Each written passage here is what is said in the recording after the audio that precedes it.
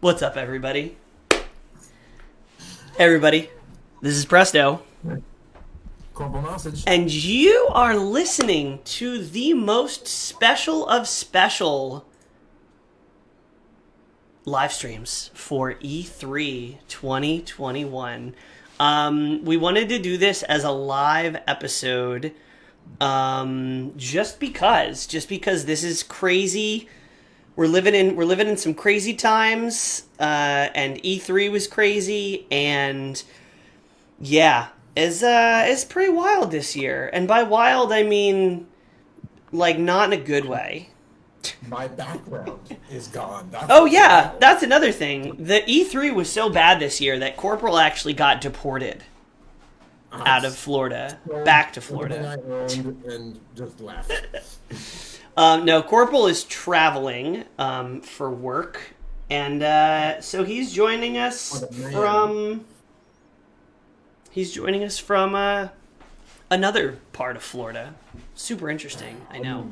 I'm in the South Florida. That scares me. So anyway, we're gonna jump right into it. This is a live episode, so we're doing this live. If you're not watching it live and you're listening to it after the fact, we were live at some point. There's not going to be any editing, and I'm going to try my best not to curse too much. But it's going to happen. Some bad words are going to slip out on this episode for sure, and I'm not going to be able to edit them out. So, disclaimer: your discretion is advised. So first, before we get into everything, Corporal, what were your overall thoughts of this year's E3 in general? With Nintendo in there, what was your overall E3 vibe before we really get into it? Let's just... If we are going to lump in all the other game studios, and we're going to lump in all the other games that are coming out, things that I might be excited about... They're in the notes, don't worry, it's in there. Then, yes, to compare this E3 or any E3 post-COVID to anything that was pre-COVID is almost a disservice, because it's clear to me that E3 as an industry standard was going downhill before COVID. There were a bunch of companies that were slowly backing out and trying to do their own things for financial reasons. And then post-COVID, it's clear that a lot of things have changed when it comes to E3. Mm-hmm. So I cannot compare E3 this year to E3 any other year prior. But we must. Because don't forget, last year E3 happened in the middle of COVID, but it was like most things had already been in development. Yeah. This is a year after a full year of like basically remote quarantine development.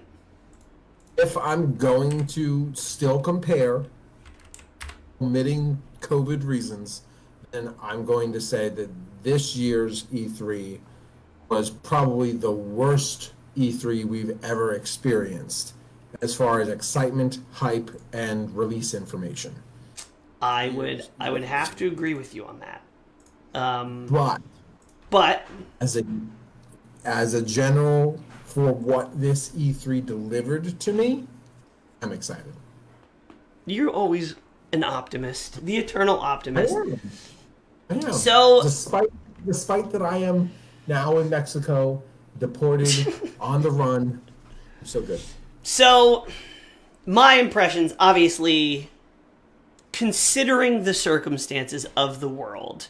This is like E3 asterisks, right? It's like E3, but everybody's last year was like a mess. So that given, I give E3 was okay, given the circumstances. Compared to every other E3 that's been, I agree with what you said, E3 kind of has been going down. Developers have been doing directs or news things more frequently, except Nintendo. We had to wait, 280 days for a proper direct? But overall, E3 has been kind of on the decline. Minis. Nobody wants mini M&Ms. They want peanut M&Ms. Anyway, yeah, this year's E3 compared to last E3, COVID aside, stunk. It was like a bean burrito that I left in my car for like weeks, and then I came back, and I'm like, oh, why? It's something. It's something, but it's terrible. Food metaphors. I'm a hungry If person. you were to judge I'm a this hungry podcast person. based off its food metaphors, not only would you be portrayed and illustrated as a grotesque, overweight, middle-aged man, but they'd think that this was a food show. I am the Gordon Ramsay of Nintendo parent podcasters. It's a very Anyway, niche from a personal level, because there's like, okay, there's E3, not in a vacuum, circumstantial. I give it a B. B minus. There's E3 compared to other E3, COVID aside, it gets like a D. It gets a D. Maybe it didn't fail. Nothing caught on fire, but it's like, that was definitely the worst one that I've ever seen. From a personal interest level, I give it a C, maybe C minus. A C. There was very little from E3 that I was personally excited about. I can appreciate games, and I can appreciate the significance and the importance of games, which we will talk about, that I am not interested in, but can appreciate. But there's a couple things that I will maybe be purchasing. There's definitely a lot that I'm going to get when they go on sale 2 years from now, because they're stinking filthy ports. I mean, with all your food puns, you're the chief of chefs? Maybe the master? Oh, please. Oh, gosh. If you want to pronounce the word chef wrong, sure, you can call me the chief. All right, so before we get into the Nintendo Direct, there were a couple things that came out, because this is E3, right? This is an E3 episode. We're mostly going to talk about Nintendo and things that have to do with Nintendo, but can't ignore all the other cool shit, because there was some cool stuff. First of all, there is a new Mario Rabbids game coming out. That's the, I forget the game it's based off of, XCOM, where it's like a tactical shooter, and the Raving Rabbids XCOM is getting an official sequel called Sparks of Hope, which it looks cool, right? Like, people were into it. The first one sold well. What's hilarious is, so this is an Ubisoft game developed, obviously, exclusively for Nintendo. Nintendo leaked their own game on Nintendo's website the morning of when it was supposed to be revealed by Ubisoft. So Ubisoft went on, and they're just like, there's a new Mario Rabbids game. Is anyone surprised? No. So they leaked it ahead of time themselves, which is so funny because there's no company that hates leaks more than Nintendo, and for them to leak it themselves is...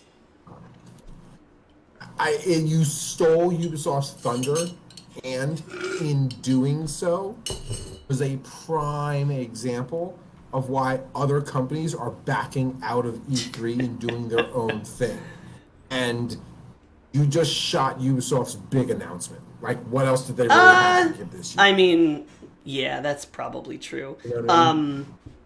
There's not going to be a Nintendo Rabbids 3, I don't think, after that. I think maybe that relationship is soured.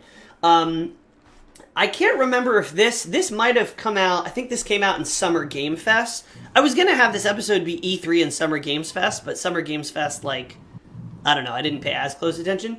But Diablo 2 Resurrected finally has a release date of September 23rd, and it's coming out for everything: PC, Xbox, PlayStation, and the Switch, which is why we're talking about it.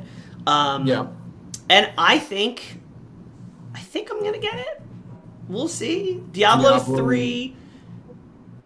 It's Diablo 2 Resurrected, so it's a remake, not a remake, a retooling, a reskin, a remaster of Diablo 2. If loyal fans who've been following us for a couple of years will recall when the whole lot of us went into this tailspin of Diablo 3, on the Switch.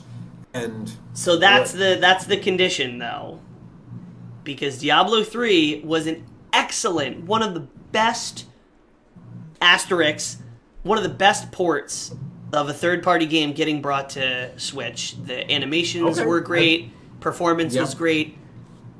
The asterisks is except even the advanced controls changes that they made to bring it from a keyboard to a console. Yep, really well done.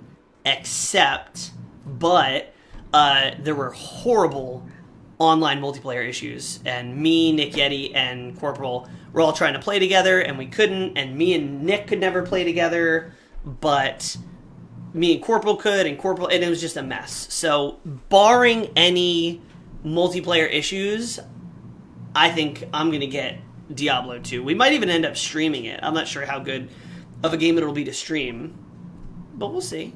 Corporal doesn't want to stream it. By the time that comes out, September. Yeah. September 23rd. So that gives you at least a week or two to play it, right? Before you need to play something else. Okay. Foreshadowing. One of the most exciting things for me, which is so stupid that this is one of the most. This tells you how bad E3 really was. If this is one of the things that I'm most excited about, Streets of Rage 4 DLC characters. They finally showed extensive gameplay for the new characters, being Estelle, the policewoman from Streets of Rage, Max Thunder, the most pain-in-the-ass boss and pro wrestler, and Shiva, the mysterious cocky ninja who refuses to use items. And they showed their gameplay, and it looks so good. I'm so excited. No release date, though. So, let's just say I am a huge personal fan of arcade-style side-scroller and beat-em-up games. Yeah. Teenage Mutant Ninja Turtles, I have advocated for a Teenage Mutant Ninja Turtle arcade-style game to be remade and brought to modern-day consoles, and there's something in the works. Shredder's Revenge. Also, somehow we made it through an entire E3 and Summer Game Fest without getting a release date for that either. So, I don't know what's going on. So, the fact that type of game is out there and in the works, I am so buzzing for news. I will admit that Scott Pilgrim vs. the World kind of like scratched that, but then failed horribly. Like scratched it with like a pinky. Like the most low effort scratching ever. Of all of the games that fit that genre, I will say Streets of Rage 4 is like really scratching it. It's so good. It's good. It's deep. It's got fighting game mechanics in a brawler, and the new characters look so. The new characters, like their movesets, look so interesting. I'm so excited. My biggest gripe about the game, if there is a gripe, is the fact that online multiplayer is only 2. I know, but here's the thing: online multiplayer with 2, but with 2 people, it can get a little dicey. When you play at the harder level difficulties and the windows for things are really tight, if there's any lag, you get cooked. And I can't imagine that running smoothly with 4 people the way it is right now. So I understand why it's only 2. I understand it, but if we're talking about nostalgia, I want to be able to go up to my cabinet, drop my quarter up on the cage, and wait for one of the other 3 to die off so I can hop in. Yeah, that's true. It's always been a 4-player type game. All of those cabinets have. I mean, you can do 4-player local with Streets of Rage 4. True, which if you can find 4 friends in real life after COVID, like God bless you, but I think after COVID, as long as they're not dead yet, sorry, I think everybody is dying to have some human interaction. I could probably go to the bar and be like, couch co-op is going to be a thing again. Local tournaments are going to be a thing again. Because everybody's going to be dying for it. Yeah. So those are kind of the pre E3, pre-3. This is the pre-3 news. Now onto the meat and potatoes of this episode. So I'll give you a chance. this is the Nintendads. Nintendad had their big treehouse. What was your, as a whole, vacuum or not vacuum, what was your reaction, your feelings, your perceived response or to how Nintendo's went as a whole? As a whole. There's a lot of memes out there, specifically the one from Star Wars, where it's like, you know, you have Anakin and Padme. If you haven't seen it, I'm sorry, this is going to go over your head. But it's like, oh, Nintendo's finally here. You're going to save E3, right? You're going to save E3, right? And that's, I mean, I talked up. I gave Nintendo a lot of credit. I gave them misplaced expectations, I now see. And I will say, up until Nintendo, I've said this to you multiple times. I said, all Nintendo has to do is show up with a pulse and, like, a couple good games, and they will win E3. And a lot of people are saying Nintendo won E3. I don't know if I think that. Nintendo, I will say Nintendo probably had the all-around best presentation. If you look at it like this, right? If you look at Microsoft and you look at Microsoft's presentation as a whole, not one specific game that you're specifically excited about that's better than all the other games, but if you look at it holistically as a whole package, I think Nintendo did the best because they did bring a bomb. They did drop a bomb, which we will get to. They dropped an unexpected bomb. Even I didn't expect it. Something I never, ever expected to see. I was shocked. But they only dropped one, and it wasn't the biggest bomb they could have dropped, and everything else was very lackluster. So, I think you could sum up Nintendo's E3, this year's E3, into one sentence. I know what I would say. A junk drawer with, like, one thing that you actually wanted, but you have to dig through a lot of crap to get to the one thing you're looking for. Or no, how about this? When you're cleaning out your junk drawer and you find something you didn't know that you wanted or that you needed, and you're going through and you're like, dude, this pen's out of ink, this is a tape dispenser with no tape left, but then you find the one thing and you're like, oh shit, I need this. That was Nintendo. That was Nintendo's. It's all this old stuff that you've seen before, and maybe it's a little new, maybe it's got some new graphics, and then there's one thing that you're like, oh, yeah, that's it. My response to that E3, Nintendo E3, is could have been handled in an email. This meeting could have been an email. Yep. This whole episode could have been a text post on Facebook. It could have. Okay, so the first thing that they lead off with, which to me, like, set the bar of hype, only to, like, limbo underneath that bar for the next 38 minutes.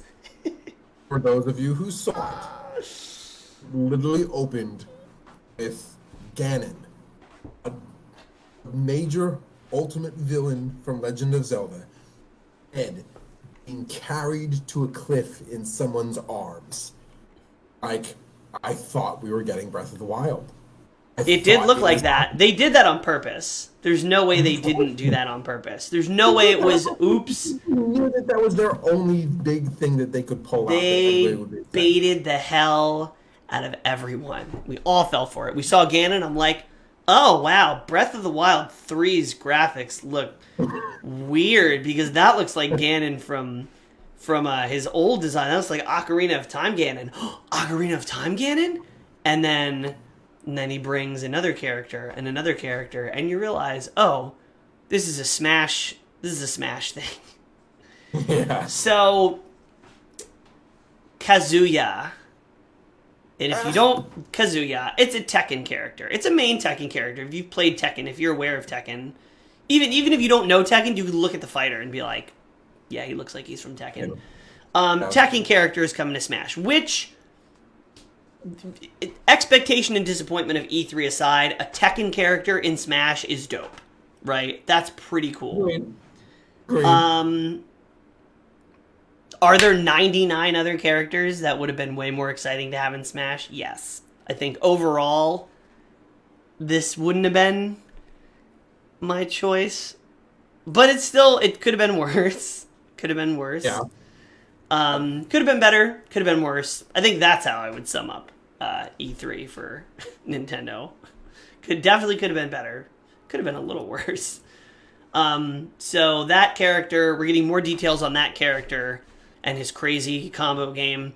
Like 12 days from this recording. So 6/28, June 28th is when we're getting more. I feel like I should have queued up like some of the transitions that they had. So this could have been like our own direct. It should be like, all right, moving on. It's that big, fat, stinky, cheating Mario gets his own game. So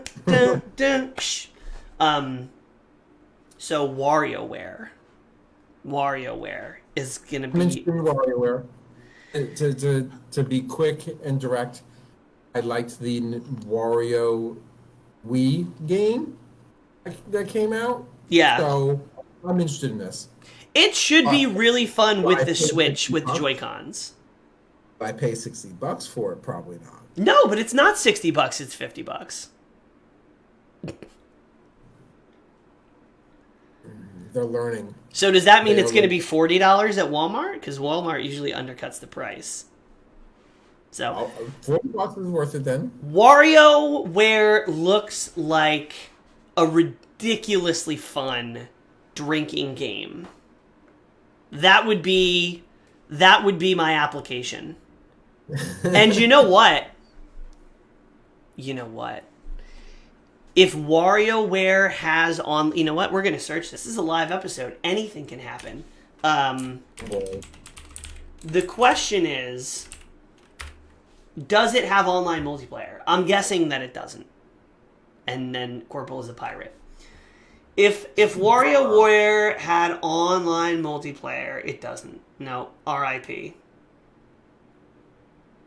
That you just lost your purchase, Nintendo. That's me. It's up to 4 players in person, but no mention of online play.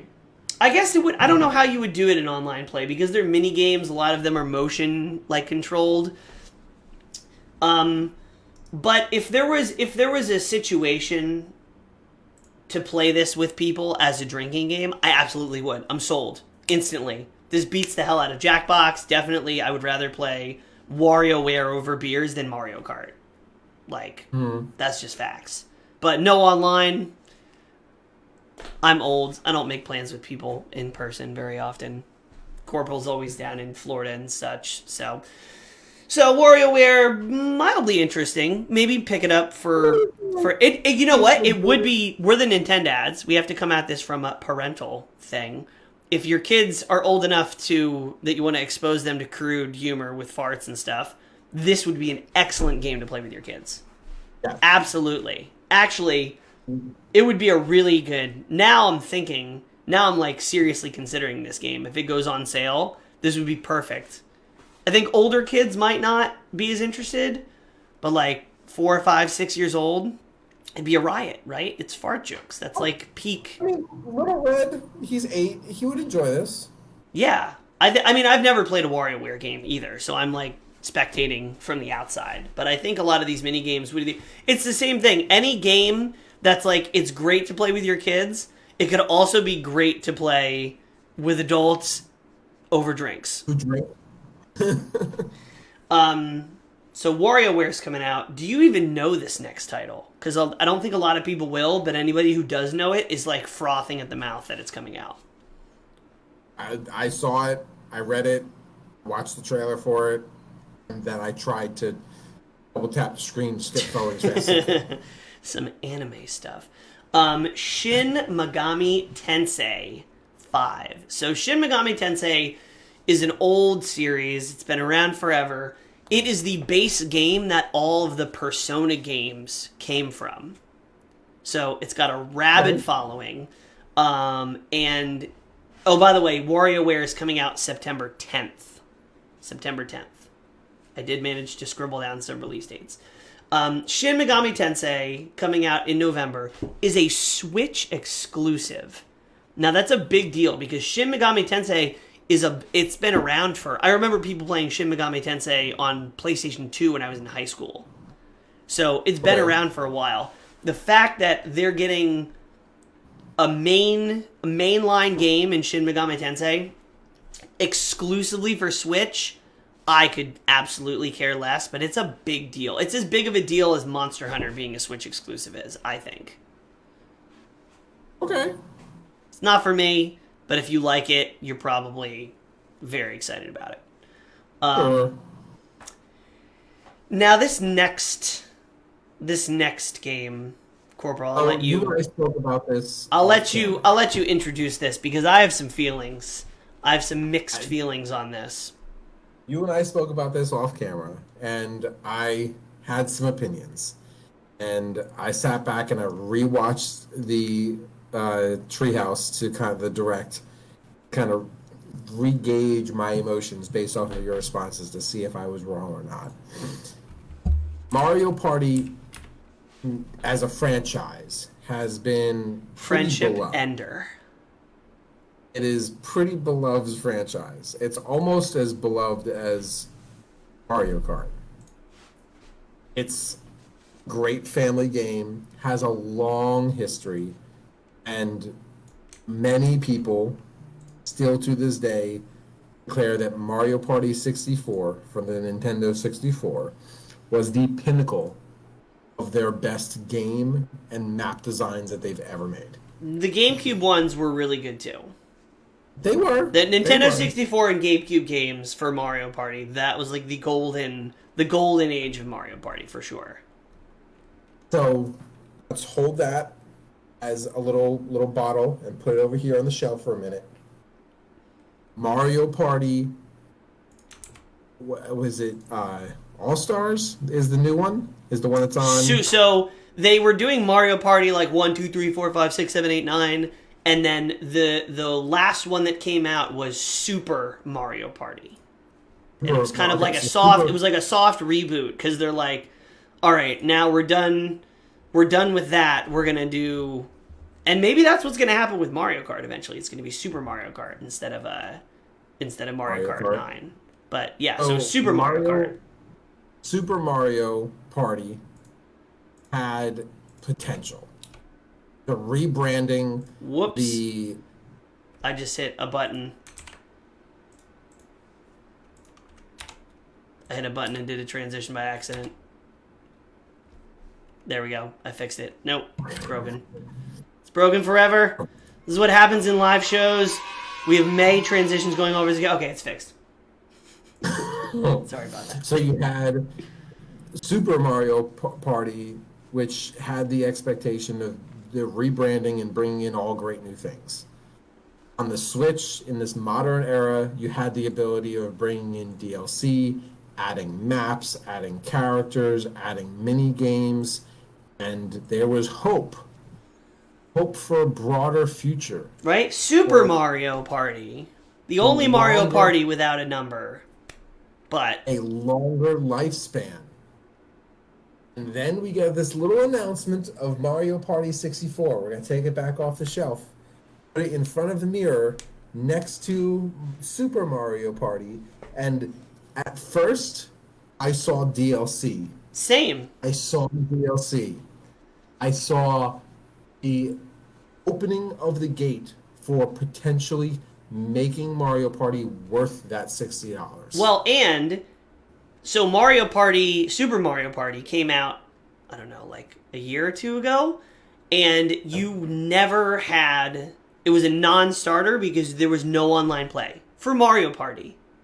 In 2019, 2020, no online play for Mario Party. Like, how? And then that would have been the first thing that they did. And then I think it was like 2 months ago, random, out of nowhere, no announcement, anything. They're just like, oh, here's a Mario Party update. You can play online with your friends now. And everybody's like, what? Like, what? So, with that in context, They just added multiplayer to Super Mario Party. Everybody's excited. Then they start talking about this, Mario Party, these new things, and that's why everybody thought it was DLC, because they're like, first they did the online, now they're finally giving us more boards and more mini games and the things we actually want. This is going to be awesome. The boards and the mini games were being pulled from the archive of 64. Yes. Like, this had potential. But it's Nintendo. But then you get to the end of the segment and it says Mario Party Superstars, and you realize that this is its own game. Like, what? What?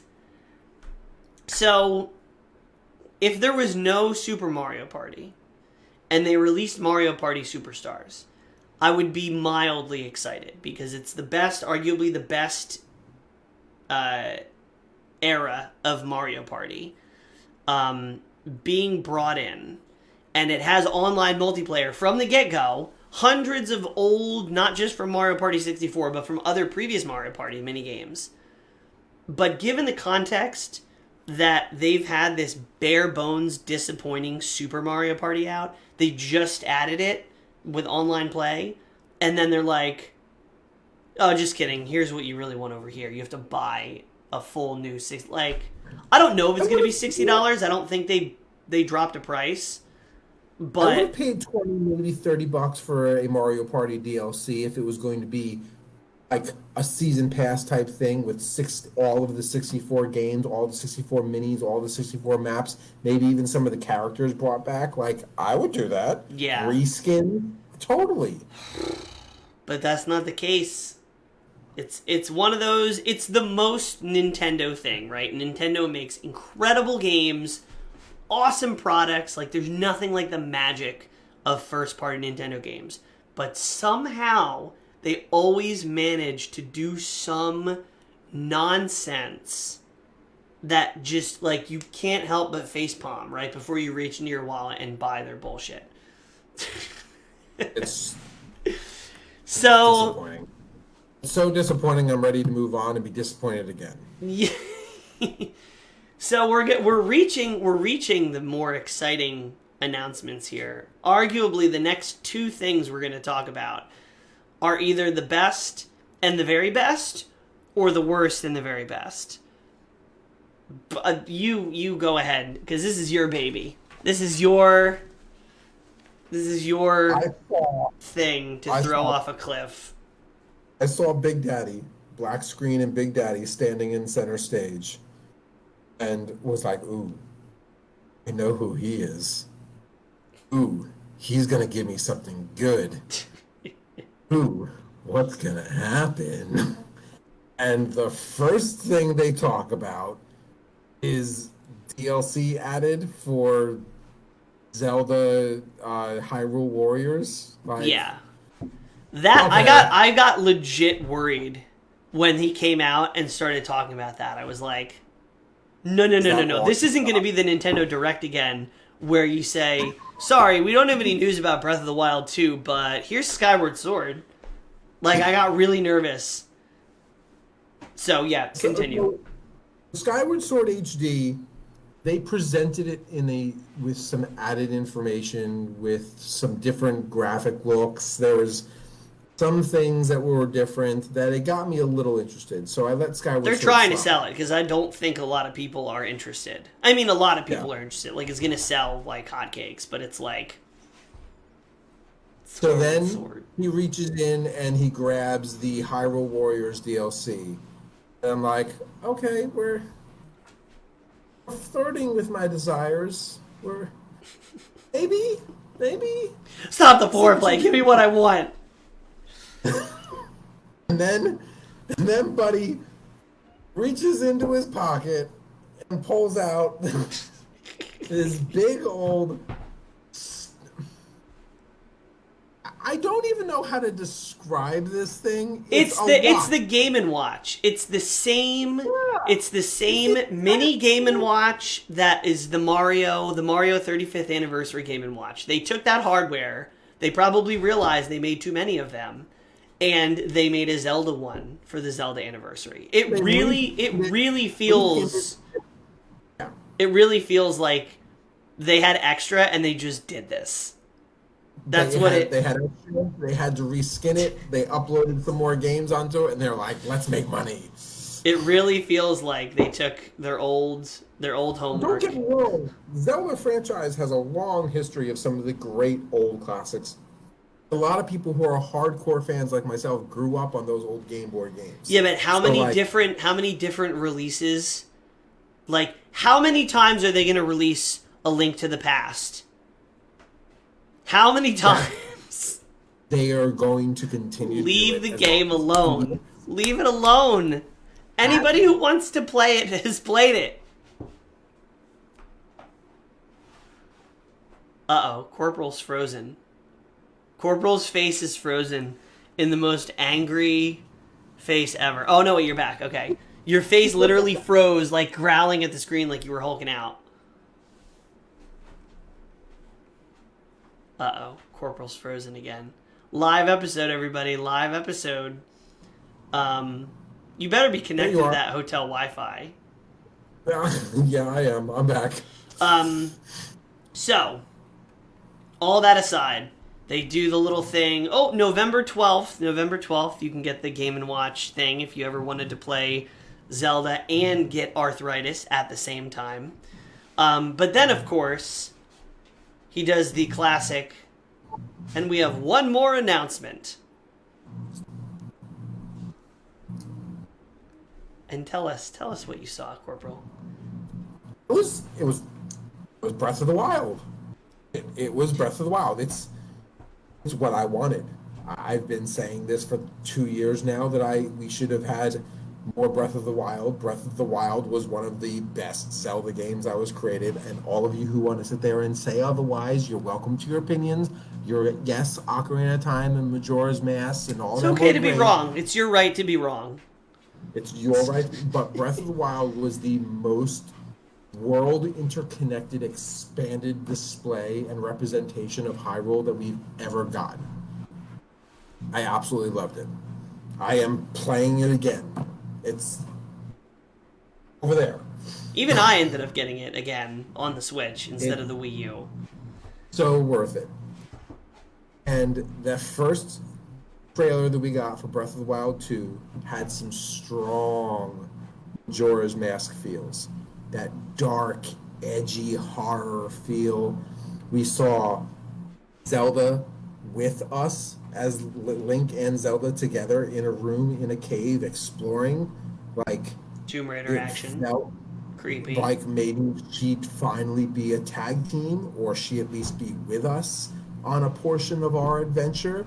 We saved her. We defeated Ganon. She's now available in Hyrule. We're going to go out in the fields together and run horses and stare at her while she. And it's just going to turn into Animal Crossing with Zelda. Everything's happy. Maybe. Who knows? I've been down for it. In the first trailer, you had Ganon, like zombie Ganon, coming back to life, or whatever that was about. So there was some hope. Oh, we've been quarantined for 2 years, and we don't have much, and we haven't given you anything so far, but we've got something. Maybe. Here it is. Breath of the Wild 2 trailer drops. Literally. Now, let me tell you. Literally drops. Yeah, literally. I have watched this video 8 times now. I have torn it through.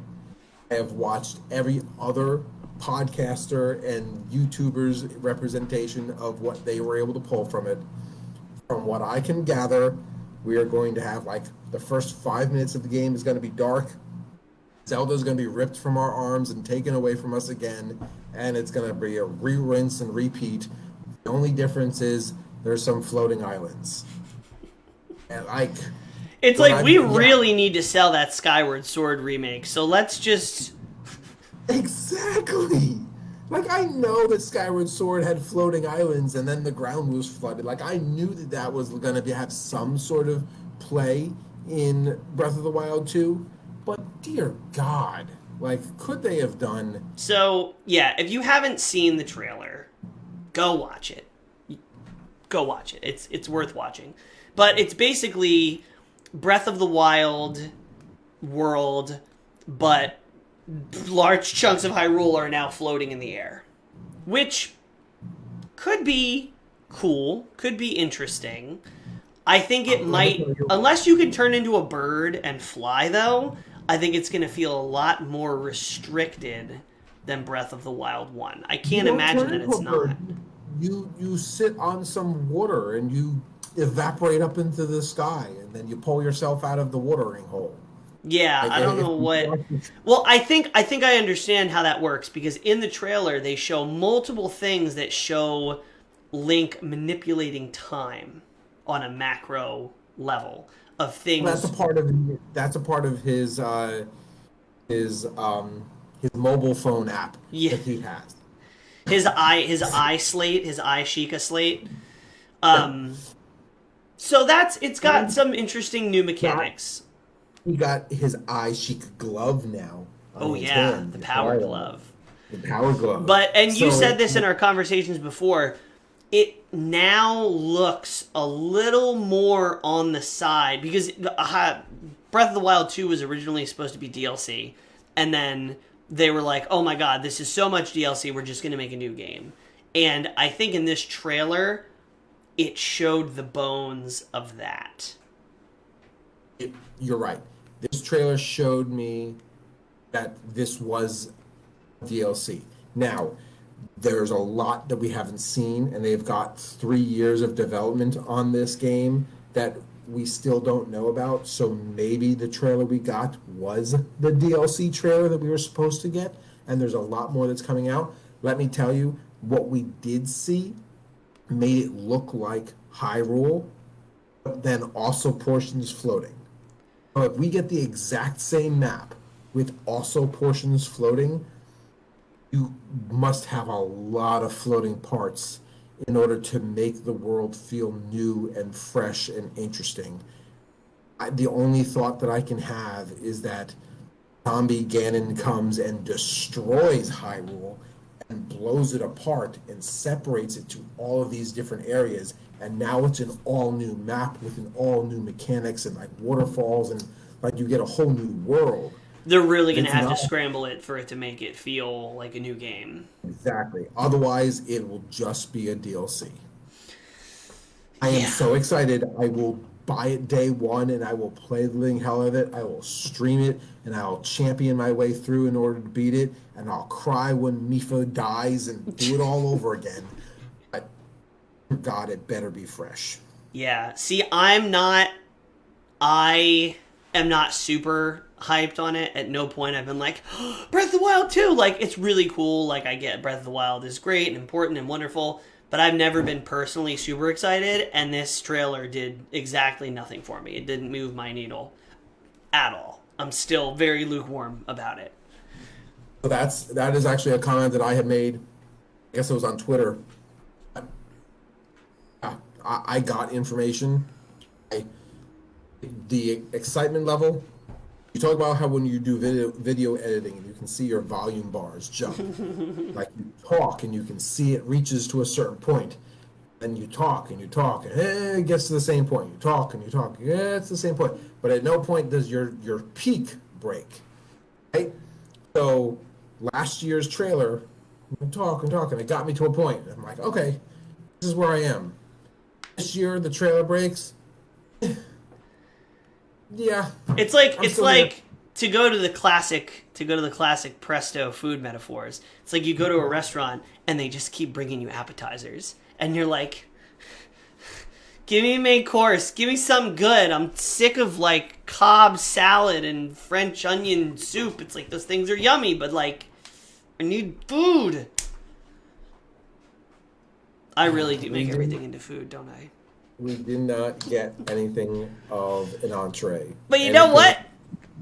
We're about to talk about the lobster in the E3 presentation.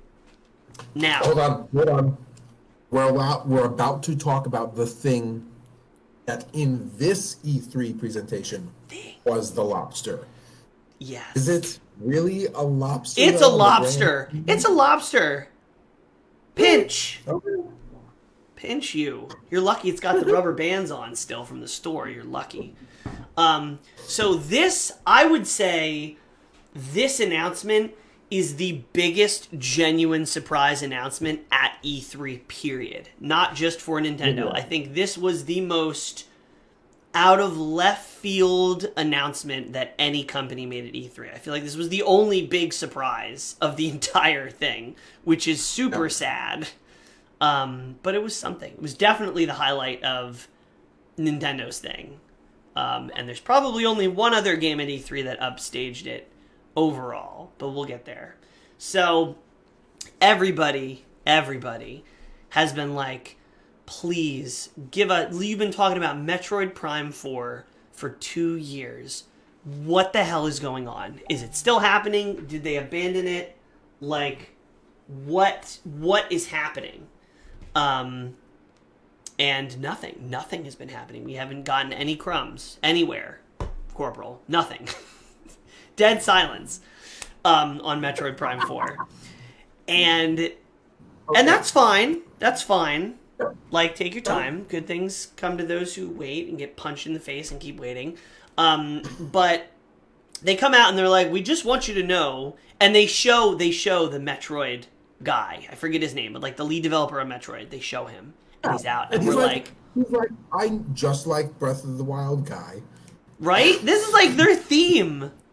Trend for them. I know that we made an announcement. I know this big, huge, juicy steak you wanted was supposed to come. We don't have it. We don't have it. We don't even have a picture of it. We don't have a picture of it. So Metroid Prime 4 is still, I'm not even convinced that it's in development. There's no actual evidence. So the guy comes out and he's like, oh yeah, Metroid Prime 4, we're working hard on it, but we got nothing. Turn my pockets inside out. I got no lunch money to give you. When Microsoft or PlayStation or any of these other big companies, they're in the process of making a game, a lot of times you can find job postings for these games or job postings from these studios, and you can kind of like see from the back end that things are moving backwards, moving forward, moving somewhere. We get nothing. Metroid Prime 4 is a ghost. I think it's Half-Life 3. It's turning into Half-Life 3. It's turning into the Nintendo equivalent of Half-Life 3. So they're like, Metroid Prime 4, you're not getting anything. But watch this. And it's Samus. Okay. And it is the first, I'm just gonna let the cat out of the bag. It is the first classic 2D Metroid game that we've gotten in 19 years. 19 years. Metroid DREAD. It's more horror themed. It's darker. The whole premise of the game is that there are these evil kill machine robots made by the Galactic Federation that Samus's weapons are completely ineffective against. So it's a Metroid game, and you're going through and you're doing all the Metroid-y things. But throughout the game, you are pursued by an invincible enemy that the only thing you can do is to run and hide and escape from. And that's the horror element. That's why it's called Metroid DREAD, because in certain areas, there's the big monster, and if you hear him coming, you have to stand still, you have to hide, you have to use your tools to escape. Because if he catches you, you're dead, you're done, game over, start from your last checkpoint. Which I think is a super cool element. It's not pixel Metroid Prime. It's modern, like 3D, I forget what the term is. Voxel? Not that, whatever the basic 3D model graphic language is. But it's not a pixel Metroid, but it is 2D. It's true 2D Metroid. And it looks fast, it looks fluid. It's a continuation on the story and a lot of the mechanics from Metroid Fusion that was for the Game Boy. But this is a full-fledged release for the Switch. When the trailer first started, and there were a couple moments where the video like went into first-person view inside the helmet HUD. Yeah. And I was like, are they going first-person shooter? Yeah, I was like, is this Metroid Prime 4? Is this another appetizer you're bringing to my table? Please don't. And then I was like, is this going to be like a Gears of War where like it's over the shoulder third person shooter? Is this going to be like I was kind of excited to like get a not a Left for Dead, a Dead Space horror style Metroid game. Like that would have been cool. But honestly, the graphics and the story looks pretty cool. I'm interested. I'm very interested. You know how I feel about single player games. Not a huge Yeah. fan. But I've always loved Metroidvania games. I love Castlevania. I love Metroid. Like, this is probably a buy day one for me. And it drops on October 8th. October 8th? That's not very far away. No? But it looks good. And then, huh? In time for Halloween? Yeah, Right? definitely. Can we just call that the horror game that we've been promising to stream, please? I don't want to be scared. Oh God. So yeah, it's coming out. They did a lot of Treehouse gameplay, showing the mechanics, showing the the slide and the wall jump and the melee counters and all the different Metroid-y things that you know and love. But that's the big, that was the bomb that they dropped. It wasn't new Mario Kart. It wasn't a Switch Pro. It wasn't a release date on Breath of the Wild 2, which I don't know if we mentioned. Breath of the Wild 2, 2022. That's the release date. 2022. Sometime. Maybe. We hope. Maybe. Let's see. If you buy enough Skyward Sword, we'll release Breath of the Wild 2. Imagine if that's how developers age things. Right? It's like a weird Kickstarter. It's like, keep buying our games until we reach the threshold, and then we'll let it go. But yeah, Metroid, first 2D Metroid, that's a huge deal. That's like the equivalent of Sonic Mania coming out. It's like, finally, developers are beginning to understand what people actually want. Kind of.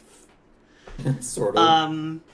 So that's the big thing. And I think that was an awesome thing to do. I think it was a big deal. It's not enough to save Nintendo from criticism at E3. Because any other E3, it would have been Metroid Dread and Mario Kart 9 and Fighters Pass 3 for Smash and a Switch Pro. But instead it was just Metroid Dread. Which, it's still good. I thought we were going to get a Switch Pro. You mentioned it, so I'm going to say I know. I can't believe it. I can't. I think maybe they were planning it, but the current chip shortages, trying to buy electronic components right now, is like a nightmare. Like, it's wild out there. So Kawasaki motors and engines are like the hardest thing to find in the United States right now. Really? Hyundai motors and Kawasaki motors are, because we use a lot of Hyundai motors for our pumps, for pumping water and whatnot. They are impossible to because it's the circuitry that runs them. It's the electronic components, the silica or the At this point, we have to drive to Georgia to go get some, and even the places that we go to Georgia to get them are like, yeah, we're running out. You know you're in trouble when you have to go drive to Georgia to get anything besides peaches. Like, that's not a good time. Anyway, a couple. Sorry, Georgia. Sorry, Georgia wins. You're good for you. Go on. So there's two more, I'll say, main Nintendo things that we want to talk about, and then we'll quickly go through all the small things. I guess, you know what? This should probably be... I'm going to move something in our notes up, because it's a big deal. But DBZ Kakarot, maybe this is a smaller deal, but DBZ Kakarot and the 2 DLCs that have been released for it is coming to Switch September 24th. Corporal hadn't even heard about this game. I heard about Kakarot, but I guess I didn't realize that Kakarot was what Kakarot was. Whatever that means. Let's just say that. I'm interested in it. I want to buy the game now. I'm cautious because Kakarot is a pretty big game, like ambitious, like open world style, and I want to see some benchmarks and performance reviews to tell me that it doesn't run like Mortal Kombat 11 does on the Switch. So if it's, I saw the footage and I was like, this looks like Breath of the Wild, but Dragon Ball Z. I'll buy that. Yeah, I love how anything open world now is just Breath of the Wild. It's like, oh, did you play Grand Theft Auto Breath of the Wild? Yeah, it's all open world. You can go, you can... So, I love Grand Theft Auto. I played the heck out of Grand Theft Auto. There is something specially different about open world Grand Theft Auto and open world Grand Theft Auto versus open world Breath of the Wild. I feel like Breath of the Wild shows its map, its environment, and how different sections connect and intertwine with each other so much better than most other open world games. Breath of the Wild is so cool because you can walk in any direction for 1 to 2 minutes and you find stuff. It's such a big map, but it's so well paced. I think it's also such a big map up and down as well as right and left. Yeah, there's always, that's my favorite thing to do is I just go into Breath of the Wild. I have no interest in saving the space animal mecha machines. I have no interest in the yahahas. I just go and I see a camp or a mountain or something that's going to kill me and I think, yeah, I'm going to get into that right now. And you can. And that's the appeal for me. And that's why I've never beaten the game because I'm just like, ooh, this is look a deer made out of light. Let's go tame it. Let's see what happens. Like, I have no. Yeah. So anyway, DBZ Kakarot's coming. Pretty unexpected. Pretty cool. As long as it doesn't run like crap. Pretty cool. This next game, I'm excited about for a very specific reason. So I've been excited about this game for a long time, and it's constantly advertised on Xbox. And I'm constantly like, ooh, I'll buy that. That looks good. Oh, yeah? I never do, though. I want to, but I never end up doing it. Well, now you have a real reason to. I wonder why I haven't. Why? I don't know why. You're looking at me like I know why. I have to, I guess, watch some YouTube videos about it to see if it really catches. Like, they could do a really good job at advertising, but I feel like we should tell people what the game is. So it's Life is Strange. It's so strange. It's so strange. I was gonna play this out. So it's Life is Strange. The previous Life is Strange games are coming at an undisclosed date. So they're like the Life is Strange and the prequel are coming to the Switch, which is awesome. One and two so far. Yeah, so everybody's excited about that. But the new Life is Strange, True Colors, which is actually like about to be released, is coming to Switch on September 10th. Boom. That's a big deal. Because the Life is Strange series is beloved. It's very there's not a lot of games like Life is Strange. It's its very own unique game. The reason I am particularly excited about it, and I have to plug the crap out of it, is because my dear cousin is the sound engineer on Life is Strange for the prequel and for True Colors. And he does a phenomenal job. Shout out to Matt. You can look for his name in the credits. What? There's some sort of nepotism going on. Yeah, right? I'm not... This isn't a paid promotion. I don't get a free, review copy of the game.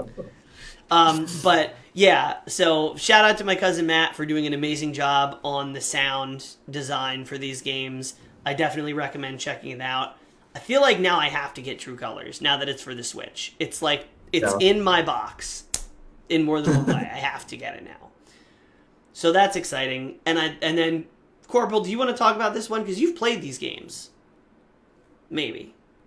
If you haven't, I'm very surprised. Yeah. No, I've never played. So I'm these games felt too much like, what's the worms? They fight each other? Worms? Is that the name of it? That's the name of the game. It's Worms. It's just Worms. Okay. It feels too much like Worms. It's not like Worms. It's it tries to be Red Alert or Command and Conquer, but it's not. It tries to be Worms, but it's not. Like, nah. It's Advanced Wars. Advanced Wars 1 and 2 is a tactical, turn-based, like military-style tactical RPG. So you have your tanks, you have your units. Everybody has a certain amount of spaces. It's very much like Fire Emblem, but with military vehicles. Cute little military vehicles. Therefore, so they're doing a remake of Advanced Wars 1 and 2 for Switch coming December 3rd. This was a game, so I had Advanced Wars 1 on that bad boy right there. On my Game Boy Advance.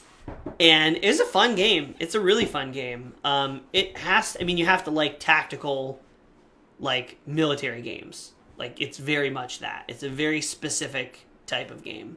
But it's really fun. It's got a lot of character. It's got a good story. Like it's unique. It's definitely cool. I would pick it up on sale. I don't know how much it's going to be, but it's definitely like, yeah, just look up Advanced Wars 1 and 2 and you'll know just by watching the trailers if it's a game for you or not. But that's interesting. I will say with that and then going through the rest of these, we're gonna notice, you guys are gonna start to notice a trend with remakes and old games being brought. So it's like Kakarot coming to the Switch, Life is Strange coming to the Switch, Advanced Wars 1 and 2 being remastered. Now we're gonna go down the not so long, but fairly long list. And it's crazy if you think about everything that we've talked about, plus everything that we're about to talk about, was all jammed into a 40-minute direct. Kind of crazy. You have it. You don't have it on there. So we talked about Hyrule Warriors expansion. Oh, did I miss something? Yes. Oh, okay. Well, tell me what I missed. Go for it. It's minor, and most people probably like glazed over it, which I think you did. That's why I grabbed my Switch to verify. To make sure that you didn't imagine it. The Among Us anniversary update. Oh, yeah, I guess that's a thing. It is so small. It is so small, but they're increasing the game to 32 characters that you can play are going to be playable in a single map. 32 is at 16. What? In a single game? That single game. Oh my god. Oh, no, I'm sorry, not 32. They're increasing it to 15. 15 That's still like way too many. Three imposters, 15 characters in a single game. There's going to be new graphics. There's going to be new beanies, new like customization skins, new tasks, maps. Yeah, new tasks. I was going to say missions. It's not missions. It's good. It's good to see that they're making, their $5 million they make every 6 seconds. They're putting to good use. Yeah, so they're definitely adding some things to it, which is although from what I've heard, I've only played Among Us, like probably less than 10 times. But what I heard is that Among Us obviously was really hot. It was the game, but then it did an update, and people really didn't like the update. Like my nieces and nephews, obsessed with Among Us during the height of it. And then all of a sudden they just stopped playing. I'm like, you guys still play Among Us? They're like, yeah, not really. They changed a bunch of stuff, and now it's lame. What stuff? I don't know. I don't play it. But the one big complaint was in the text chat. So it used to be cross-platform everything. The text chat, you could type in whatever you want.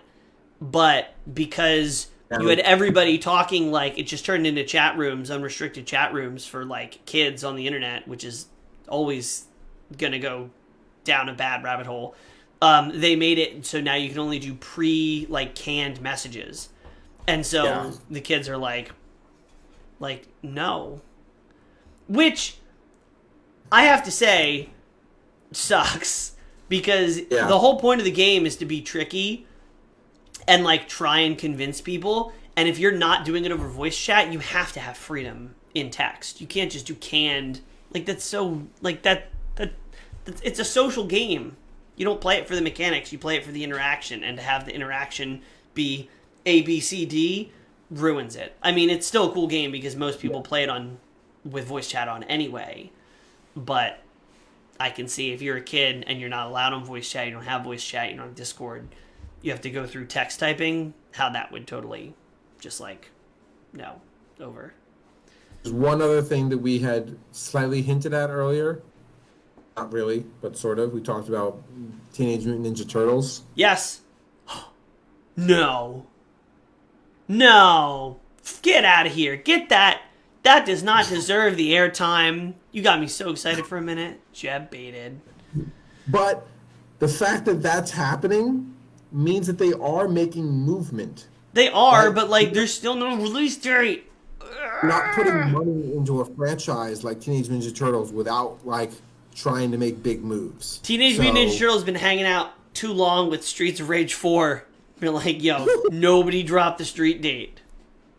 Don't tell Nintendo what it is. They might leak it by accident. Okay. So what else?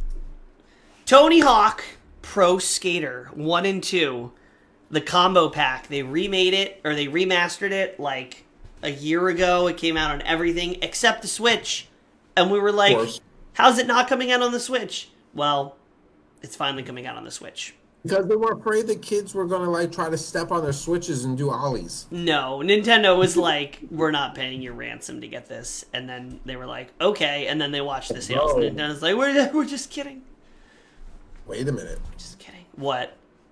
You know how they used to like make the shotguns with the Switch nunchucks and stuff? Yeah. Why haven't they made a skateboard with the nunchucks built into it? Because they want kids to live. What? They make you put on a wrist strap to play tennis. You think they're going to put it on a skateboard? Yeah, the next Nintendo branded helmet and like Halo thing to like stabilize your spine after you break your neck. You nuts. You're nuts. I want kids in their bedrooms trying to do ollies. Nintendo can stay out of that equation. Fatal Frame Maiden of Black Water is coming to Switch. This is a new Fatal Frame game coming out on the Switch. I think it's a new Fatal Frame game. But we've always said, or at least I've said in our streams, why isn't Fatal Frame on the Switch? Because it's like it's handheld, it's got motion, like it's the perfect thing to be on the Switch, perfect horror game. And it never has been, but now it's going to be, and I'm not going to play it because I'm a coward, but our stream might make me play it. Yes. So Corporal is going to be in your comment section saying, do this, do this, do this. We'll see. I know exactly who I'm going to get to come and help champion this movement. Don't get her involved. She's watching. I know she's watching. Don't even say it. If you say her name 3 times, she's going to appear and demand that we play horror games. I always have trouble pronouncing this. Danganronpa. That game. A body has been discovered. That game. I know you've heard that sound before. Yes, I have. That game, Danganronpa Decadence, which is going to be a 4-game port for the Switch. So if you like Danganronpa and everything that's involved, Junko Inoshima, whatever, I've never played it. I have no clue what I'm talking about. Those games are coming onto Switch, which is, again, here's the trend. Port, third-party game. Like, this is the fluff that they're stuffing the rest of E3 with and hoping that it props up a half-baked Breath of the Wild 2 trailer and Mario Kart or Mario Party. When you're trying to support your laptop in front of you to do your homework and you're shoving pillows underneath it in order to like get it to the right height. Yeah. So Danganronpa Decadence is coming to the Switch. 4 different games are coming to the Switch. I can't name the games because I can barely name the damn title of the series. So, it's coming. Just Dance 2022. I know a lot of people who like the Just Dance series and are all about those things. I've given It's up. a respectable series. For somebody who played DDR for years, I am not going to judge people who play Just Dance. It's a cool game. It's fine. Okay. There's a new one coming. It's going to have all your favorite hits from 2021, I guess. I don't know. I listened to that trailer. I didn't recognize anything. Moving on. Strange Brigade is a third-party Tomb Raider style game that's out now. I thought you were going to say turmeric, and I was like... Turmeric. I love turmeric. It's so good for you, too. Strange Brigade is out. It's like a Tomb Raider thing. I think it has multiplayer. Looks interesting. If you like Tomb Raider, it might be a Tomb Raider substitute on the Switch. This next one is actually cool. I'm actually semi-excited about this. This I would pick up on like a super sale for sure. Cruisin' Blast. And I don't say cruising with the G, because the G's not there. It's cruisin', as in Cruisin' USA, as in that crazy neon seizure-inducing arcade game that you played at your local arcade growing up with the crazy Hot Wheel cars. Any type of racing car game, arcade style, it's going to be Crazy Taxi. Crazy Taxi isn't a racing game. Racing against the clock. You need to get those people to their destination on time. It's not a racing game. It's not categorized. Anyway, that's a driving game. There's a difference between driving and racing. Okay? This isn't racing. This isn't racing. This is cruising. Okay, that's fair. It's not a racing game. It's a cruising game. So, yeah, Cruisin' Brigade. Wow, I just mixed my notes up. Cruisin' Blast is going to be a Switch console exclusive. I don't know if I didn't write down a release date. I don't know if it had a release date, because I was kind of excited. Oh, fall 2021. So it's going to be a fall holiday release. It looks cool. It looks bright. It looks fun. It looks like something I'd rather play than Mario Kart. For real. Wow. Okay. Because some of the cars aren't even cars. Some of the cars is like, it's like you're like driving a horse. The horse is the car. Like, it's outrageous. It is the arcade racer. Like, that's what it is. It is the arcade racer. It defines arcade racing. You can talk about this next one. You can. You don't like Super Monkey Ball? No, I can't. I can't get involved with Super Monkey Ball. How do you have it up that fast? Because it's Super Monkey Banana Ball. Mania.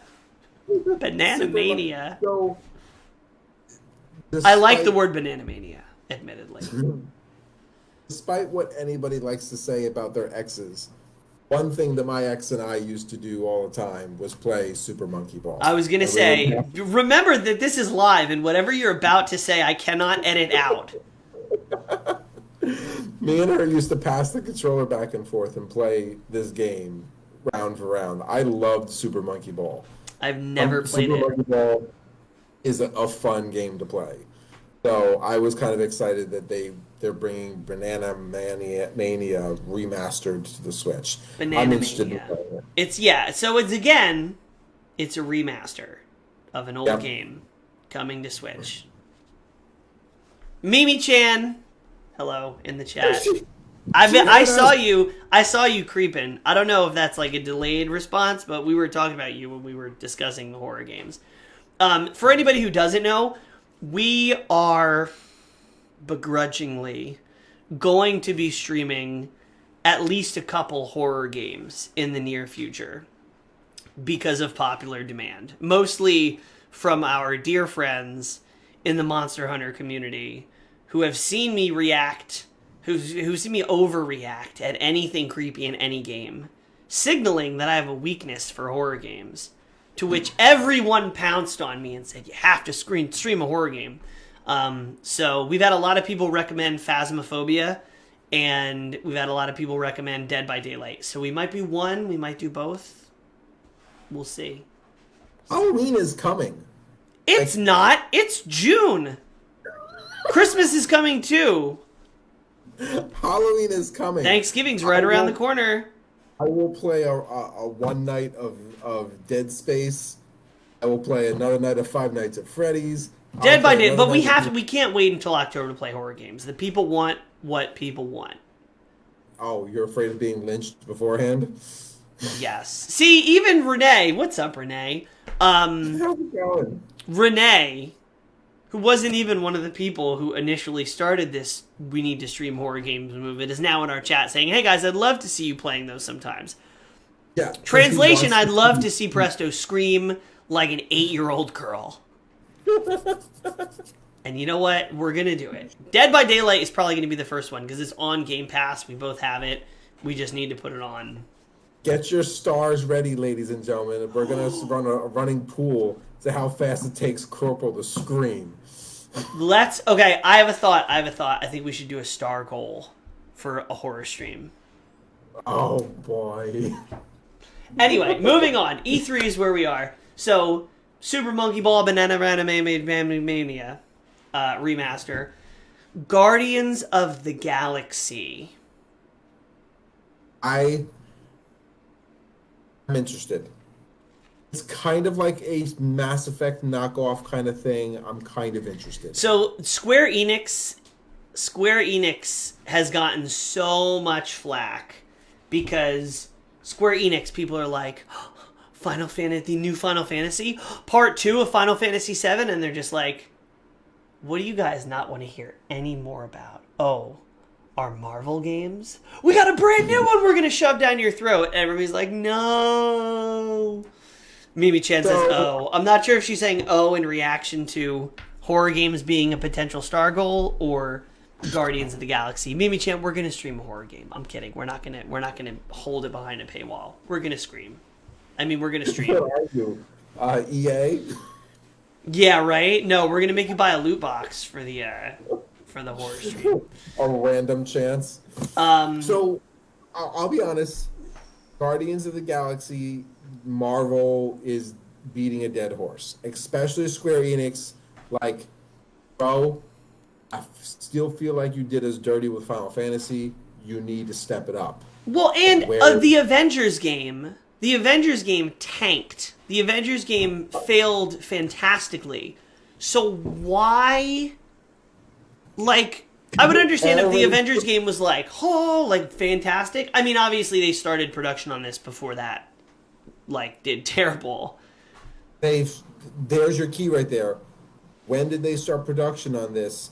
Probably at the end of the Marvel hype line. This is something that should have came out years ago. I guess, yeah. You're to your point. That's probably right. It probably got started development when Marvel was at peak hype for Endgame, and then COVID happened. It probably got pushed back a year. Mimi Chan, cheering for you while running. I promise. I will be doing a lot of running in these horror games. But yeah, Guardians of the Galaxy. I was honestly really surprised because this is a AAA title from Square Enix.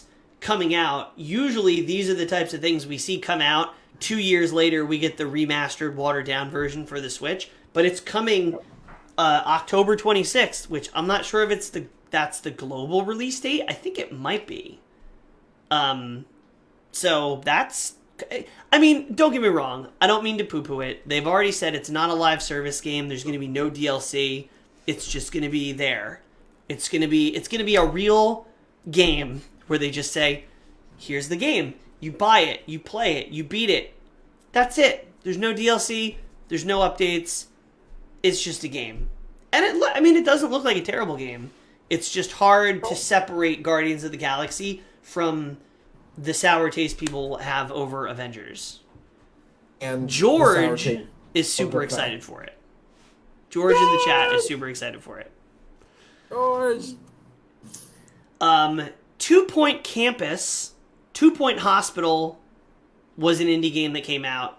2 Point Campus is a similar indie game that is coming out. I think it's fun. I've heard good things. I liked 2 Point Hospital. Did you? You have it? 2 Point as a series is it's a simulator series. They take genres, they put it together. You simulate building the business or the company or the industry, and you make it how you want, and then you operate it. The 2 Point Hospital was you build a hospital and you operate it and you run it. The only reason I even got into it was because of Nurse, Ascension's girlfriend. I wanted to play it just because I thought it'd be fun to watch people burn and die in my failing hospital. That's why Corporal is never allowed to work in public service. Yeah, I never heard of 2 Point anything before 2 Point Hospital. I know 2 Point Hospital was pretty good. So 2 Point Campus looks like it's also going to be pretty good. So if you like playing a game that's exactly like working, then this game might be for you. Or if you like playing a game that's like if you just went to a job and you did horrible things with no consequences, also for you. If you burned down your Sim City as a kid with natural disasters until it was just smoldering pile, also might be for you.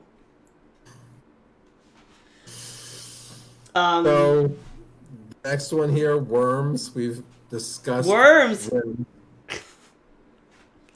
Worms. So this is Worms. I think people know what Worms is by this point. The Worms franchise is like Solitaire. No. Nick Yeti loves Worms. Really? He loves Worms. Yeti, get out of chat. He loves it. Worms is like. So do you remember in high school we had that game? What was it? Pocket Tanks. Yes. It was like the physics. That's Worms.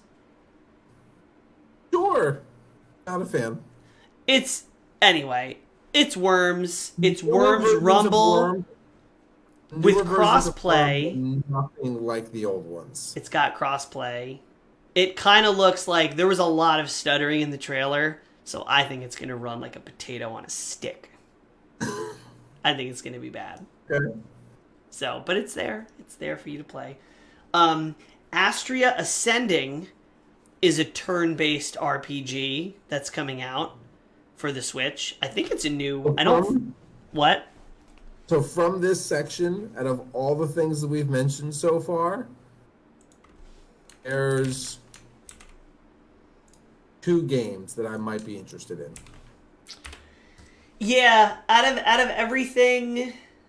Oh, Astria Ascending is actually... JRPG with help from Final Fantasy developer. Interesting. So this is like a proper JRPG. It looks interesting. It kind of looks like it's like a 2D side scroll. It's interesting. It's got kind of a cool art style. It didn't make it to Nintendo's news feed, so it must not be that important. It's a global release. It's coming out on everything. It's coming on Xbox Game Pass, so we could just play it. For free. Okay. So that's out there. But yeah, out of everything that is coming out, I would say Cruisin' Blast is something that I would pick up to play with my son if it hits sale, because it's a cool arcade. It looks like a Hot Wheels kind of thing. Fatal Frame and Super Monkey Ball. Banana Ramagram. Yeah, probably Cruisin', Life is Strange, and Advance Wars, maybe, on super sale. Pending sales. I'm a sucker for a good deal. Now, this is a real find.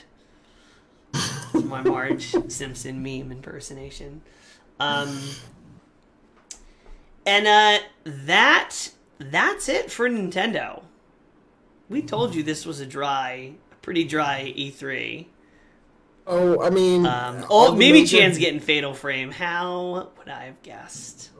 Yeah, of course she is. Of all the games announced, we've got a Smash character, new Wario game, Genshin, Mario Party, Zelda Game & Watch handheld, Breath of the Wild 2 trailer, Metroid Dread, Metroid Dread! Metroid Dread is it. Dragon Ball Z Kakarot expansion coming to the Switch, Life is Strange coming to the Switch, Advance Wars reboot coming to the Switch, Tony Hawk Fatal Frame, Dread, this whatever that was, Just Dance, Strange Brigade, Cruisin' Blast, Super Monkey Ball, Guardians, 2 Point Campus, Worms, Hysteria. I mean, of the entire list, reading it out. Jojo, what's up? Hi, thanks for joining us. There are 3 things that I just listed that are Nintendo's big hits, and only one of them was an actual game. The other ones were teasers and or trailers. Yeah. Metroid is their biggest. You're right. Metroid's it. Metroid is E3 for Nintendo this year. For Nintendo. So, I'm more excited about the Streets of Rage 4 DLC than I am about everything on this list except for Metroid. Okay. We talk about the other not really competition, because Nintendo doesn't like to say that they're in competition with the other companies. But we talk about the other companies who are producing games. I'm going to $$ here for a moment. And Microsoft comes out swinging with their flagship titled game, Master Chief, Halo Infinite, being what they're going to drive home at this E3. That is what Microsoft was built on. The original Xbox got its fame because of Halo. Halo is what carried Microsoft into the future. That is their flagship. One could make the argument that Mario and or Zelda was that for Nintendo. Fair, yeah. And Microsoft started their E3, came out swinging.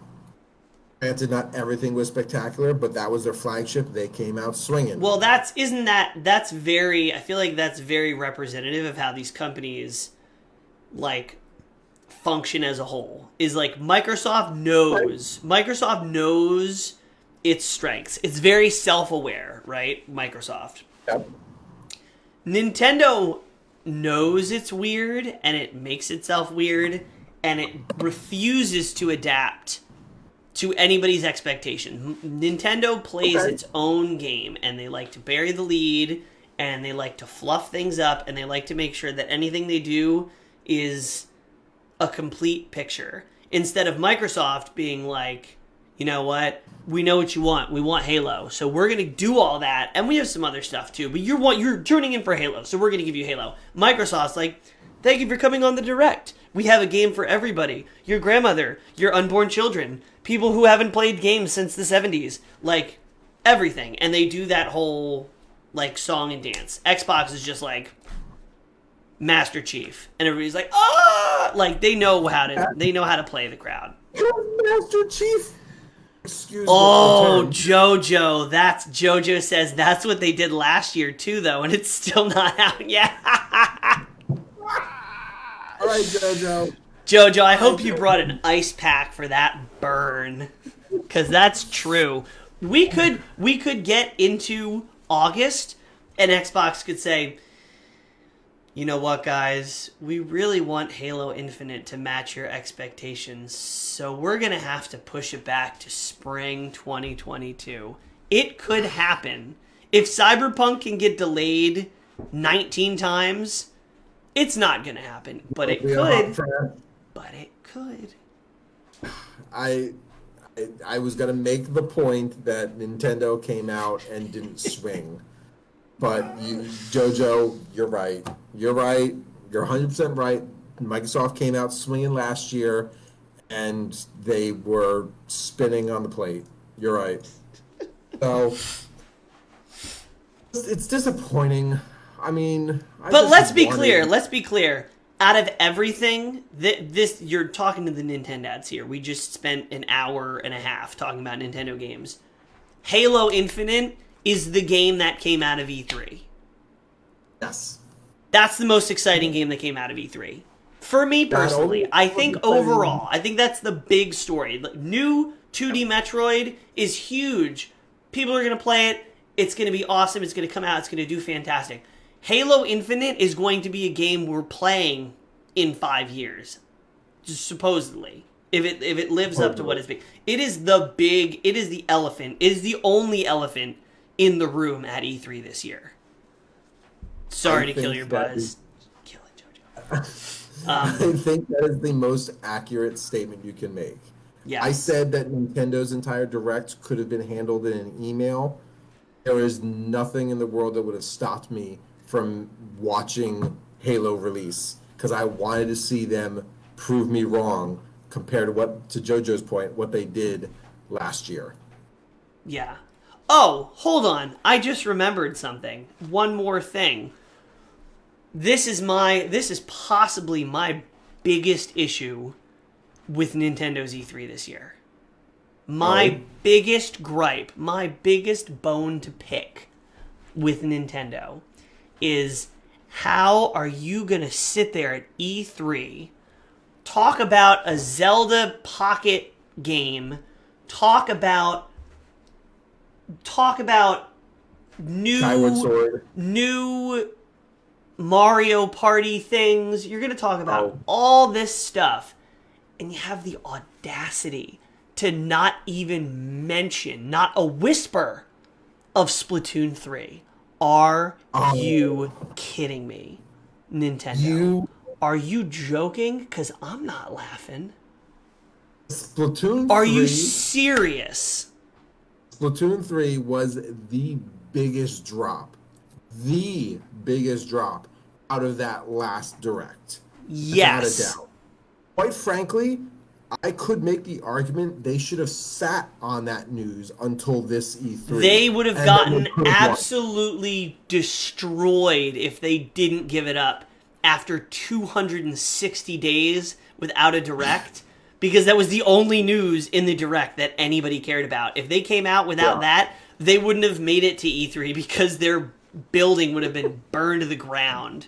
My argument is that they should have never had the Direct. They should have released minis for all of those other things, because that was their status quo up to that point, and they should have saved Splatoon 3 for this E3. I would have swapped if I was Nintendo, and I'm sure that this is more complicated than I think. But if I were Nintendo and I had the capability to do so, Metroid DREAD, Splatoon 3.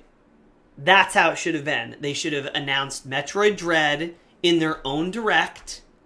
It's a big deal, but not as big as a deal as Splatoon 3. And they should have kept Splatoon 3 for E3, and then they should have done the Treehouse stuff, playing Splatoon 3, and then they should have said, and it's not coming out until 2022, but we're having a test fire event in October.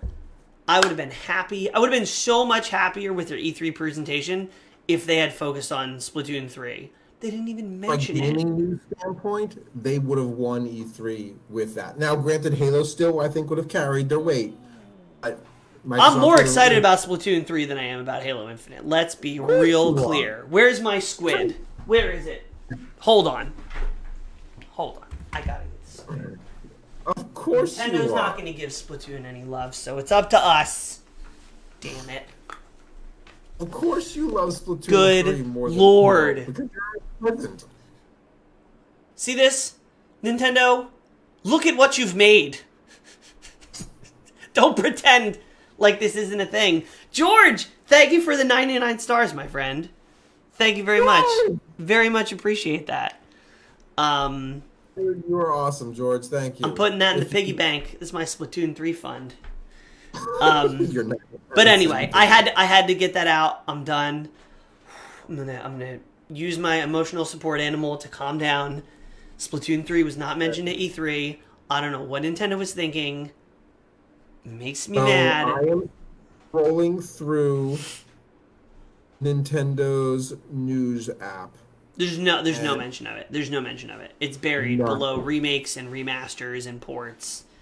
and all that Bananagrama Mania bull. You're right. There's nothing. It's wild. I can't believe it. I actually can't believe it. I'm absolutely stunned. It's one of the only new games that they're putting out that they've announced for a first party, for a very, very, very best-selling first party game for Nintendo. And they didn't talk about it. I don't know why.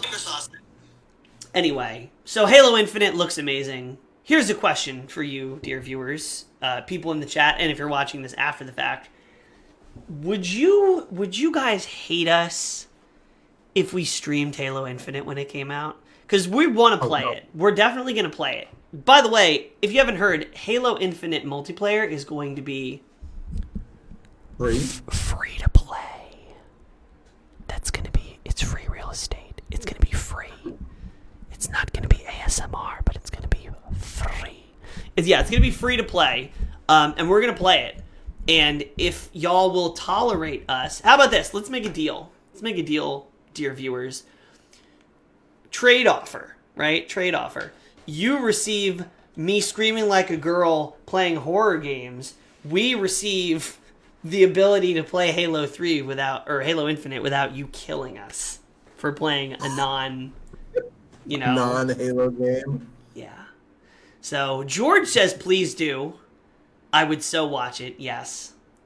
Corporal can actually play. You're going to see me going like this. This is me playing a first-person shooter.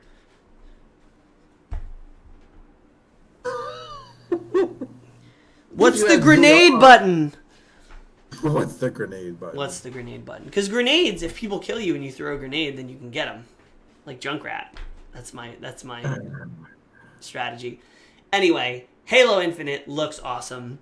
Other things that are coming out. Square Enix, I have to just say it one more time. Square Enix shit the bed at E3. They are getting panned the most probably out of any company at E3 because of their Guardians game. Because of Guardians, but then there's also they did the same thing that Nintendo did with Splatoon 3 on a way worse level. Their next part of Final Fantasy VII, this was their opportunity to say, Part 2's coming. Here's a little crumb of a preview. It's coming out in 2066. But nothing. Final Fantasy, what is it, 15? 16? Whatever it is, they announced it. They said it was coming. They gave us a preview. E3, we're going to get a juicy update. Nothing. Here's Guardians of the Galaxy. Here is a jacked up looking Star-Lord. Good luck with that. Final Fantasy VII should be Square Enix's #1 priority. And I feel like it is, but I feel like they're just not making very quick progress on Square it. Enix's priority to Final Fantasy VII should be equal to that of Microsoft's to Halo and Nintendo's to, if not Mario Kart, Zelda. Yeah, I would agree with that. But no news from them. Something that came out of Summer Game Fest is, if you're familiar with the Borderlands series, there's a character in Borderlands named Tiny Tina. She's amazing. And they announced Tiny Tina's Wonderlands, which sounds really dumb. But it looks really cool. It is a Borderlands-style looter-shooter. It's not Borderlands. It's like Borderlands-esque. Looter-shooter fantasy game. So picture Dungeons and Dragons with guns. Dungeons and Dragons Borderlands. Looter-shooter. It looks pretty cool. I'm interested. They have my attention. I will keep an eye on it. What else? Lost Ark. Nick Yeti is a fanatic about this game. This game it's a MMO ARPG, so think Diablo style or Minecraft Dungeons style MMO, which are all my favorite acronyms in one thing. I'm on board with this. That is finally coming to the United States from, I I think it was Korean. It was previously like locked to the Asian regions. Actually, I don't know. We have a lot of. If anybody from the Philippines in chat, let us know. Do you guys have Lost Ark? Where you're from? I mean, anybody. Europe, I know. I think it's locked to Asia right now. But if anybody who's played Lost Ark, let us know. I'm super interested. It's not coming out for Switch, but it is coming to the country that we live, and it looks cool. So Country! I'm interested in that. And then Halo Infinite, going back to that, that's the number one thing in our hearts, minds. I'm gonna dance. I'm gonna dance when Halo comes out. I just am. It's gonna happen. And it might be on stream when I dance. Who knows? I don't know. I don't know if we can stream that. It might be too vulgar. Yeah. So that's that was E3. No fighting game news. No Mortal Kombat 12. No Injustice 3. No Street Fighter. There's no fighting game news. I don't think, unless I missed it. Nothing. I don't know. Nothing. I know Riot is developing their fighting game. The people who do League of Legends. JoJo stands by what she said. No takesies backsies. No takesies backsies. Guilty Gear. I just have to say this because it's in my life right now. Guilty Gear Strive is awesome. If you've been watching, I've been streaming it. Who are watching this live stream, let me tell you, Presto and I have a private little chat in Messenger, Facebook Messenger, where we go back and forth about show notes and things that we should do and what next upcoming episodes should be. Our brainstorming. I'd like to point out that there are 3 separate conversations about different things that are going on, and each one of them is bookended by, oh, you should play this game. This game is awesome. I'm going to play this game. When are you going to play this game with me? Guilty Gear is so damn good. It is the most fun fighting game that I've ever played outside of Smash. I've played some Marvel vs. Capcom games. I've played Street Fighter, a bunch of different Street Fighters. I've played Mortal Kombat. But real fighting games. We're talking about real fighting games. And Guilty Gear is by far, it's so good. I'm streaming it. Every Tuesday that we've done solo streams, and even on Friday when Corporal was missing, I've been streaming it. It's amazing. If you get it, I will teach it to you. If you get it on PC. It's an open invitation for anybody. And I said that on my Friday stream, and then my friend Dom got it, and we've played a lot. Corporal versus Presto. No, so on the next stream, are you back at your house on Friday? Are you home? Depending on how tomorrow goes, I hope to be back home Friday. So well, I should be available. Crush some skulls. Do what you need to do, because on Friday we could. So the cool thing about Guilty Gear, and then we'll bring this to a nice close. But Guilty Gear has remote play through Steam. So if Corporal's on his computer, I'm on my computer. I own the game. We can play pseudo local multiplayer through Steam, and I think it's going to be a laggy mess. But we're going to try. We're going to try. And it's going to fail, and then we're going to play Monster Hunter. I mean, yeah, probably. So, also, there was announcements for Monster Hunter Rise things coming. I didn't include it because, Monster Hunter has been having its own thing. There was a Capcom. It was Monster Hunter Stories is the one that we saw. Monster Hunter Stories 2, it's getting a demo, which I'm definitely going to try, at the least. And then Monster Hunter Rise is getting some updates with cosmetics. It doesn't look like we're getting any new monsters. We got some new event missions. You and I have to catch up on some event missions.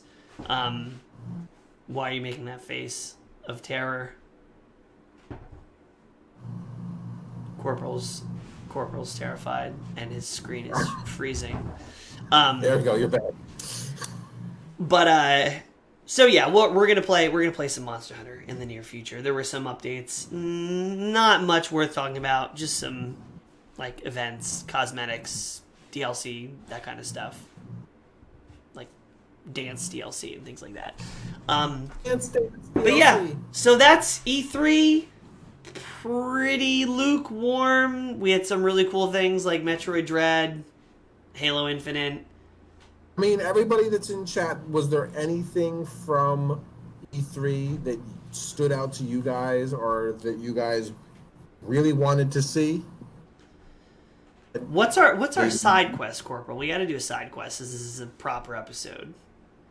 This is a proper episode. Didn't have one planned because it was a live stream. Hold on, let me pull up my side quests.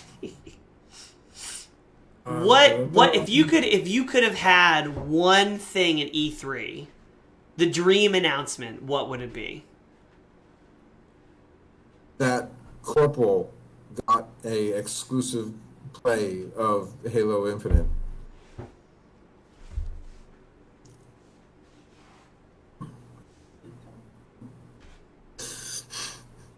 How about a real answer? I'll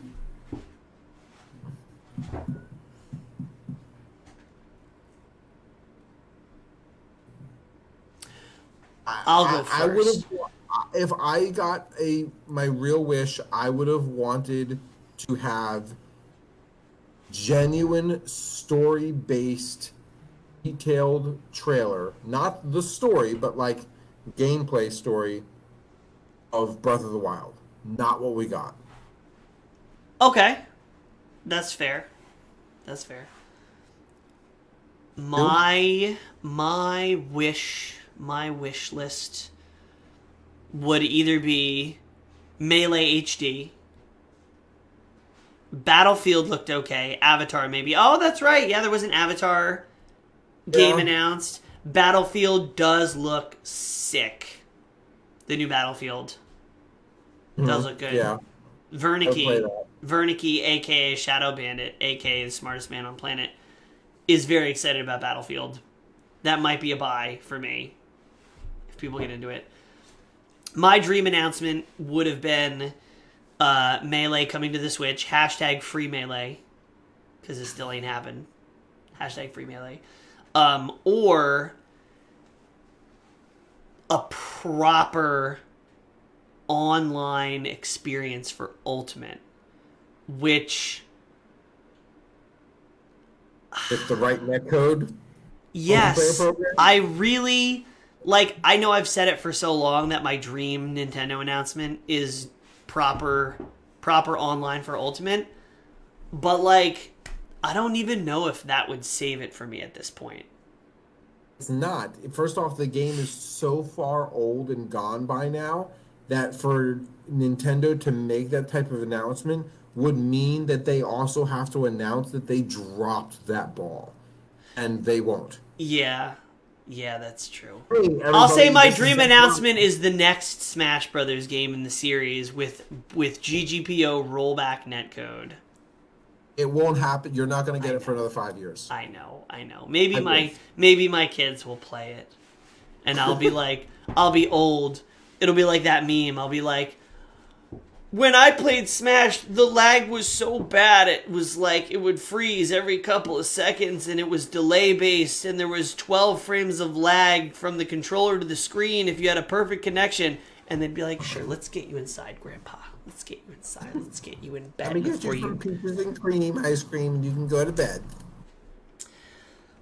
Anyway, that is our extra super special Bananarama Mania E3 episode. Thank you all for joining us. Mimi-chan, Jojo, George, everybody who's in here. We appreciate you. Yeah, it was a live episode. Fun. It was a fun episode. I like doing episodes live sometimes. It saves me so much time on editing. I don't have to edit anything. I love it. So yeah, that's it for us. It's been E3. hope I'm not doing like a gang sign inadvertently. E3. Thank you guys. Thank you, Mimi. We will be back live in just 2 sleeps on Friday. We'll be back. Corporal, I hope you can make it, because if you can't make it home by Friday, you know everybody's getting a face full of Guilty Gear again. Yeah. And to save our fan base, I need to be home. You need to save it. Who knows? Maybe we'll be feeling extra spicy and we'll do Dead by Daylight. You don't know. You're going to have to show up on Friday and find out. Who knows when we're going to stream a horror game. Pre-warn everybody, this Friday is Father's Day. As much as I love spending, or this Sunday, excuse me. Yeah, I was going to say, Father's Day is Sunday, not Friday. You really are getting old. So everybody who's looking for a Corporal live stream, his daddy ain't going to be around. I'm Corporal's going to be chilling somewhere with a beer. I got Little Red time I got to put in. Especially with me being away traveling, like I need some Little Red time. Yeah. So we're taking Father's Day off. We're the Nintendads. It's in our name. We get that. All right, everybody. We've rambled on long enough. This is now a 2-hour almost episode. So we will see you on Friday. We hope you enjoyed this episode, and we will see you in the next one. Peace.